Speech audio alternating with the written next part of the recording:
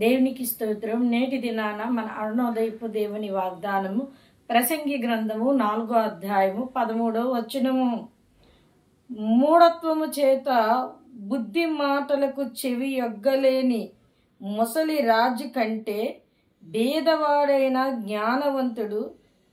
జ్ఞానవంతుడగు చిన్నవాడే శ్రేష్ఠుడు. హల్లెలూయా.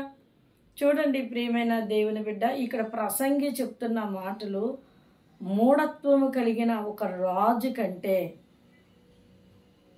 జ్ఞానము కలిగిన చిన్నవాడైనా భేదవాడైనా వాడే శ్రేష్ఠుడు దేవుని దృష్టిలో. హల్లెలూయా. అంటే బుద్ధిహీనత్వం కలిగిన రాజు అతడు ఎంత బలశాలి అయినా, ఎంత దేశాలను పరిపాలించే వంటి వాడైనా, ఎంత వయసులో ఎదిగిన వంటి వాడైనా అతడు మూఢత్వము కలిగి ఉంటే, చిన్న పిల్లవాడు బుద్ధిమంతుడు జ్ఞానము కలిగిన వంటి వాడే శ్రేష్ఠుడు, మంచివాడు అని దేవుని లేఖనం సెలవిస్తూ ఉంది.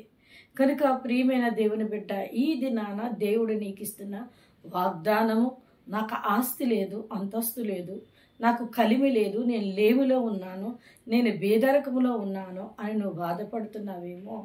బుద్ధి లేని వాటి అన్నిటికంటే దేవుడిచ్చిన జ్ఞానము, నువ్వు చిన్నవాడవైనా చిన్నదానమైనా నువ్వు శ్రేష్టమైన మనిషివి దేవుని కనుదృష్టిలో. కనుక దేవుడిచ్చిన ఆ యొక్క జ్ఞానముతోని నువ్వు ముందుకు వెళ్ళినప్పుడు నీ జ్ఞానాన్ని బట్టి అనేకులు దీవించబడతారు.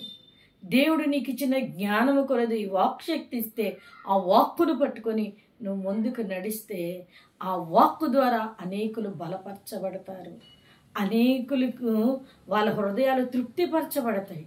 అట్టి జ్ఞాన సంపద దేవుడు నీకు ఇచ్చాడు గనక నువ్వు చాలా శ్రేష్టమైన వాడివి, శ్రేష్టమైన దానివి.